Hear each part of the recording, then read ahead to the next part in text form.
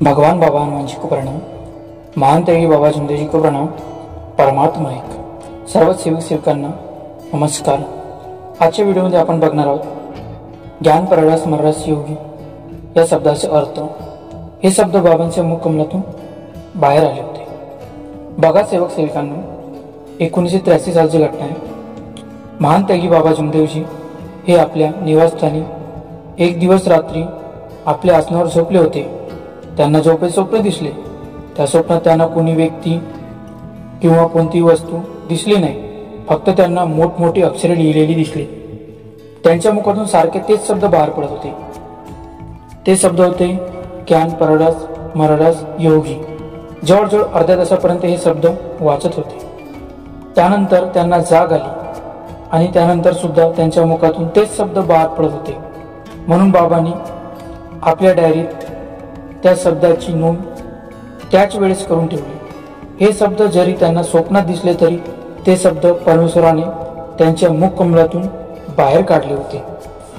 त्यावर बाबांनी बराच विचार केला आणि नंतर ते सर्वांना सांगू लागले की ज्याप्रमाणे परीस नावाच्या वस्तूला लोखंडाला स्पर्श झाल्यावर तो लोखंड सोनं होतो, त्याचप्रमाणे ज्ञान हे परिसासारखे आहे। या ज्ञानाला जो स्पर्श करील त्याचे सोनं होईल, म्हणजेच तो महान ज्ञानी होतो। परंतु मानवी जीवनात देवी शक्तीकरिता मनाची एकाग्रता, एक चित्त, एक लक्ष्य, एक भगवान याची अत्यावश्यकता आहे। हे देवी शक्तीचे उगमस्थान आहे।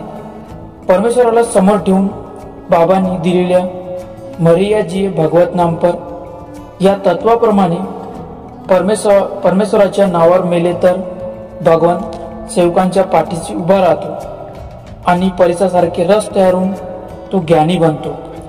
जर तो परमेश्वराच्या चरणी मेला नाही तर रस तयार होत नाही। म्हणून माणूस परमेश्वराच्या चरणी मेल्यावरच त्याचा रस तयार होतो आणि रस बनल्यावर तो व्यक्ती योगासारखे बनतो। हा या मार्गातील सेवकांना प्रत्यक्षात आलेला अनुभव आहे। परमेश्वराच्या नावावर मरणारी व्यक्ती बाबांनी दिलेल्या तत्व शब्द नियमाने वागली तर ती योगी बनते, अन्यथा तिला किती पुस्तकी ज्ञान असेल तरी ती योगी बनू शकत नाही। त्याला परमेश्वराची साथ असणे आवश्यक आहे। कर्तव्याने आत्मानुभव येतो, आत्मप्रचिती होते, आत्मज्ञान वाढते, तेव्हाच तो ज्ञानी पुरुष होऊन योगी बनतो, हे सिद्ध होते। या व्हिडिओमध्ये आपण बघितलं आहे की ज्ञान परडास मर्रास योगी म्हणजे नेमकं काय होतं। नमस्कार सेवक सेविका।